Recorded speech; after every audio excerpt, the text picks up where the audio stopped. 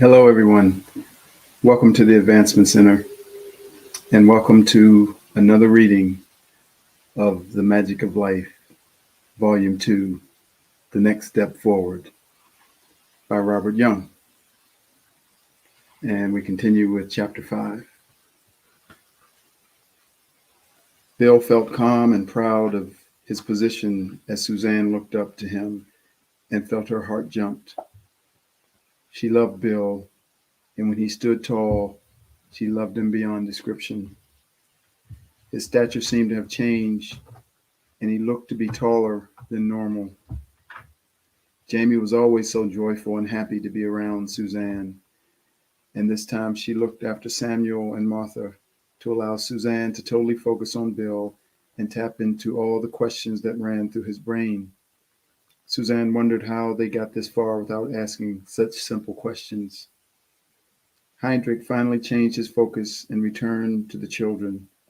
Jamie jumped into his arms and suddenly brought back the teacher that everyone knew as Willem. Willem, where's the mainland? Willem smiled and lifted Jamie further into his arms.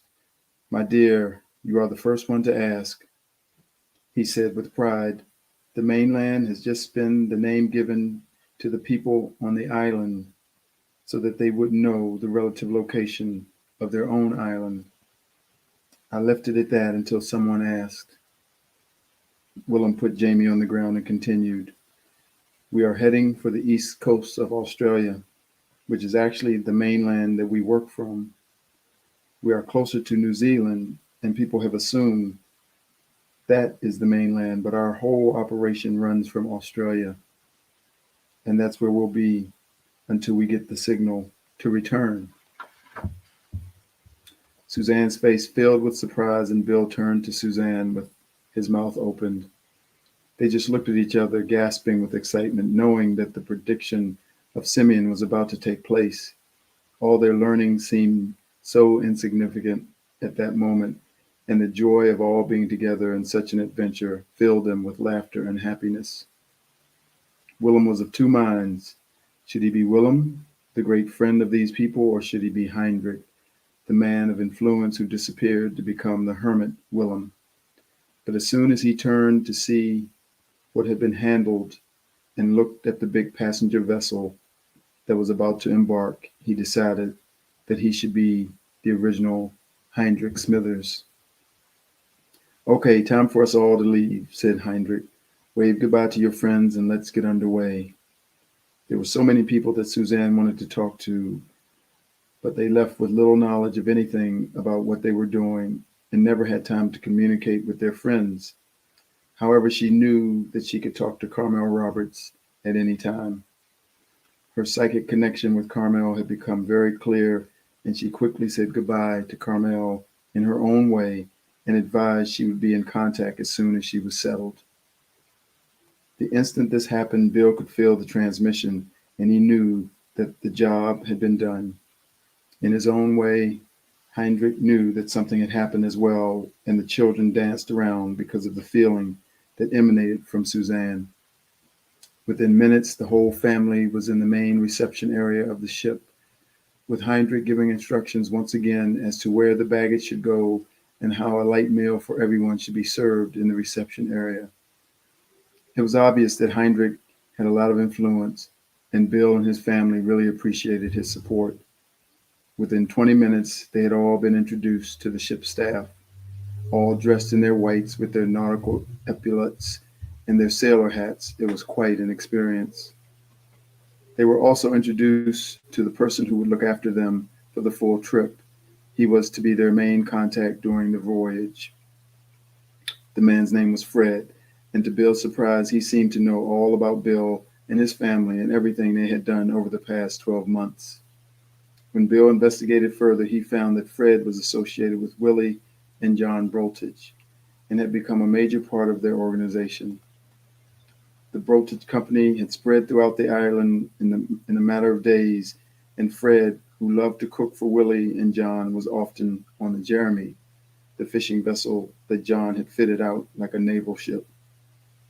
Fred understood that Suzanne and Bill had very little knowledge of the world they were about to enter.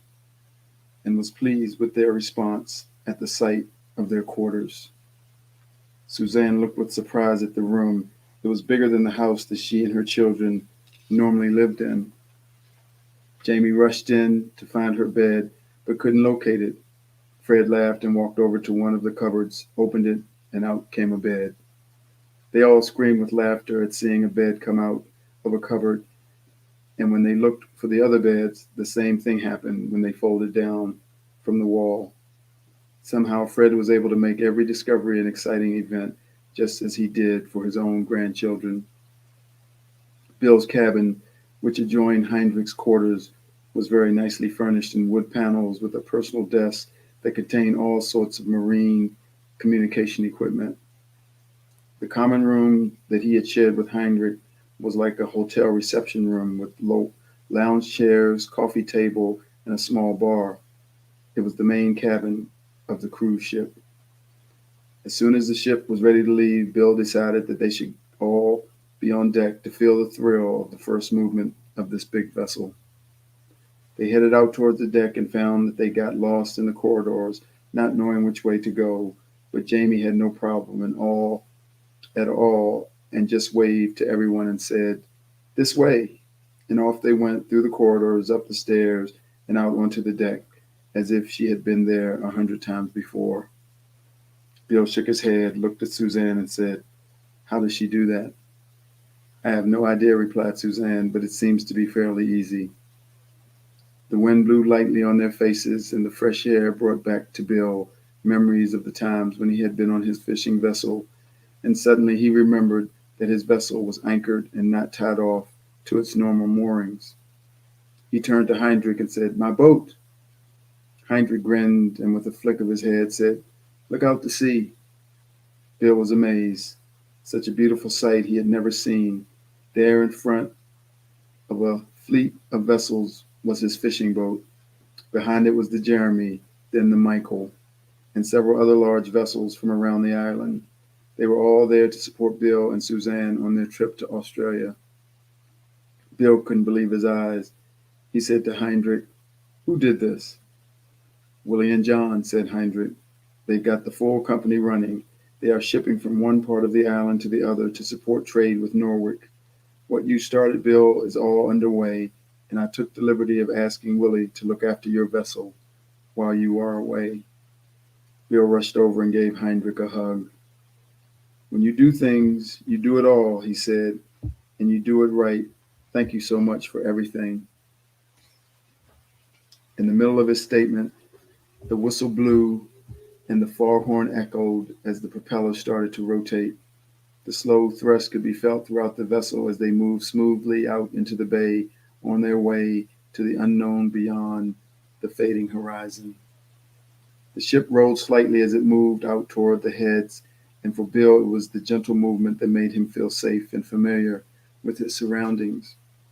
It was nothing like the movement of a fishing vessel, but it still gave him a sense of comfort. The world had changed all of a sudden, and everything that Bill knew in his life had just been left behind. The feeling inside was something that Bill could not really fathom. It was a combination of loss and excitement all at the same time. Bill's eyes were half closed as he looked out at the water, and he seemed to drift away from the company of Suzanne and the children as he thought of nothing. This was a state where he was ready to communicate with another world. Heinrich glanced across at Bill and recognized what was happening. He stood silently, awaiting the procedure, then felt the beautiful energy that he always felt when Simeon came into his presence. Bill seemed to drift off into nowhere, and before long, as he was totally comfortable and not in contact with anything, the words of Simeon came through, and Bill spoke with clarity and confidence. Simeon was sympathetic in his approach, but solid in what he was saying. He spoke to everyone. "This adventure is one for you to enjoy. It's one that has been arranged to satisfy your life and to fulfill your destiny. And at the same time, it will change the lives of many thousands of people who venture into your life or onto your path. Your presence will change the direction of the world, and your love for one another will solidify everything you stand for in the world. In every step, you will be totally looked after, but there will be an adventure and there will be excitement for you to enjoy. I leave you now to have a beautiful trip and to enjoy the start of a new and exciting life in another land. With that, the energy changed swiftly, and Bill gradually opened his eyes wide, once again feeling very relaxed and very comfortable. He looked at everyone around him and said, "Wow, that was beautiful." Heinrich jumped in straight away and said, "Bill, you actually channeled Simeon. You spoke for him." Bill smiled and understood with that characteristic knowing that comes from a master. Suzanne couldn't move. She just looked at Bill with so much love as he walked over to her and put his arms around her. She snuggled into his side and put her hands out to invite the children to join them, and then arm in arm they all slowly wandered back to their quarters. As they approached their quarters, Suzanne wondered what would happen when they had to live separately. But Bill had no intention of obeying such a rule and said quickly, "I will see you in my quarters in the morning, Heinrich. Good night." Bill and his family entered their quarters without looking back. Heinrich smiled with understanding and quickly retired to have his first well-earned sleep in many days. The shrill screech of the Claxton alarm woke Bill suddenly. It sounded like it was in the distance, but it was so familiar to him that he jumped straight out of bed, ready for action. He had no idea where it came from, but he knew that it was either an engine alarm or a communication call from a remote system. There were a few moments of disorientation before Bill realized that it was coming from the adjacent cabin. Suzanne and the children had not even stirred. He wasn't sure what to do. His sensitivity to ship alarms registered in his mind, and he somehow knew this was for his attention. Bill quickly stepped out of bed and crept across the room, out into the corridor and into his own quarters. There, amongst the communication system, was a red flashing light next to a handset, indicating that there was an urgent call. Although Bill had never used this equipment before, he had taken note of the arrangement on his first visit. He picked up a handset and in his normal voice said, "Bill Summers, over." The crackle came through the radio, and Bill immediately recognized the voice of Willie Broltich. That familiar screech could only be his. "Willie here, over." Bill smiled. "So, Willie, what's this about?" "You don't think you could get away from here without us knowing," Willie returned. Bill responded, "Wow, you don't miss anything." "That's true," Willie returned, "but we all miss you, and we are not going to let you get away. When you climb out of bed in the morning, have a look on your tail." "What tail?" Bill replied. "The tail of your vessel. You are the Pacific Rose, aren't you?" questioned Willie. "Yes, that's us," replied Bill. "Well, look out the back and you'll see the Jeremy. All the boys decided we would follow." "What about all the deliveries?" Bill inquired.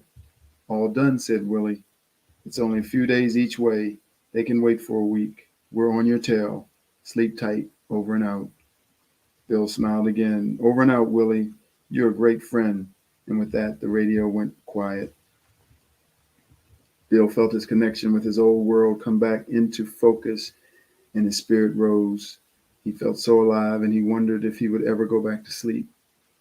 He sat there in the dark, just taking pleasure in the great feeling of this communication with Willie. Bill loved his time with Willie on the Jeremy, but was totally excited by the mystery of the Broltich special and wondered how long it would be before he could ride in that marvelous vessel again. All sorts of images came to his mind. He could see himself traveling backwards and forwards between Australia and the island, and he could see dealings with people at both ends. The picture was building, and all of a sudden he realized where he was. He quickly closed down his thoughts and ventured into the corridor and back into the family quarters.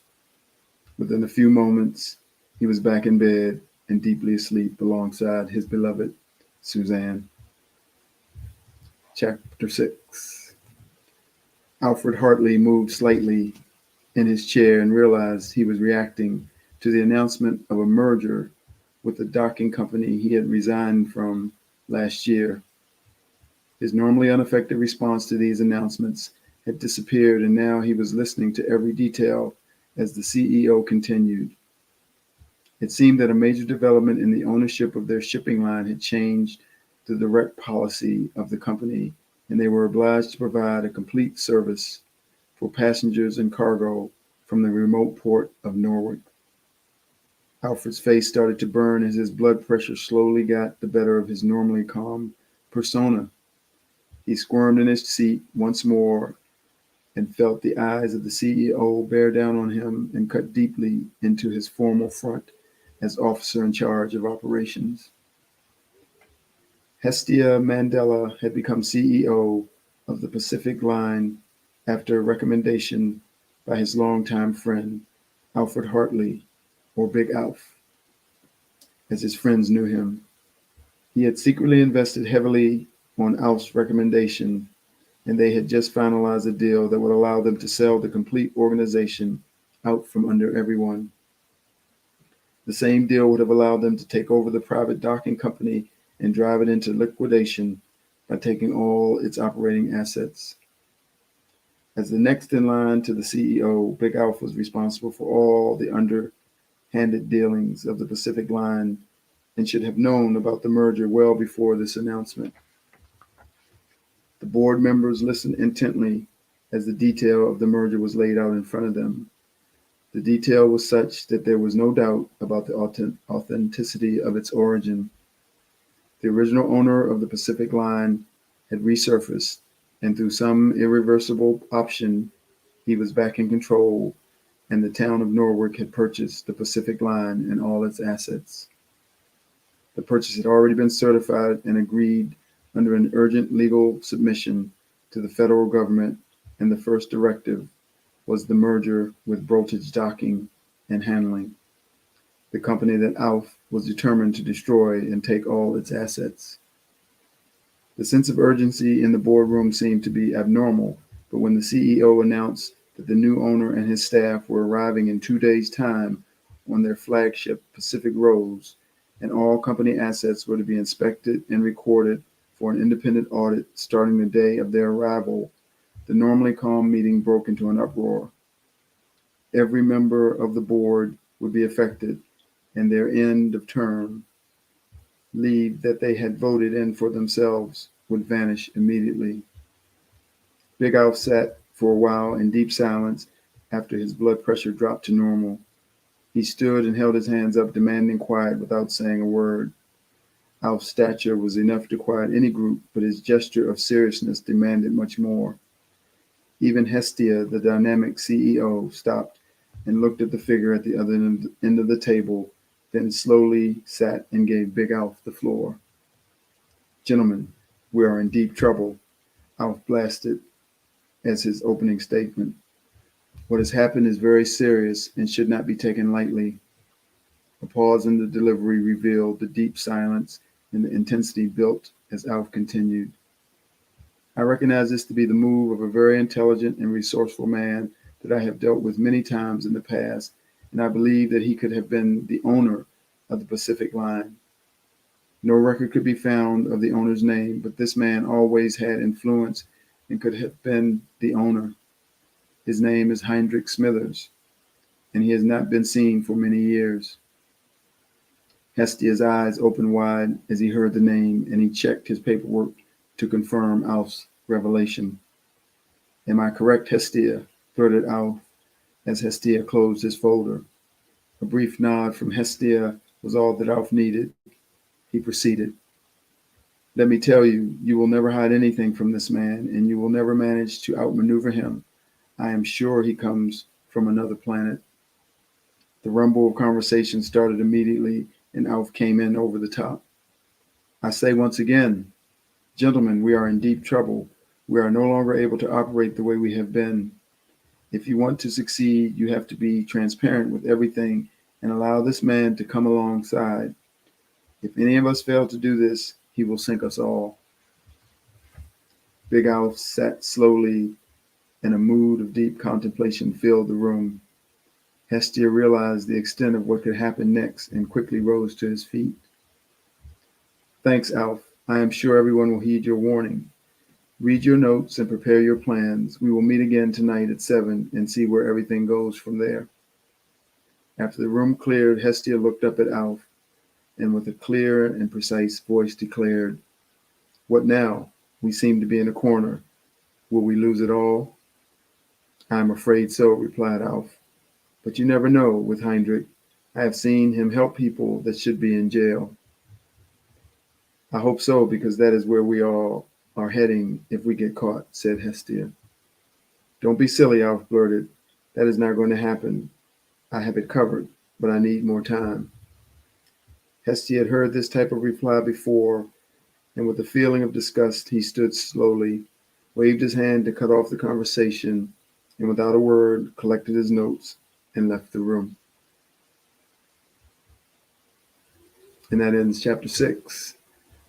And I will stop there. And when I return, we will continue with chapter 7 of The Magic of Life, Volume 2, The Next Step by Robert Young. Thank you, everyone, for joining me.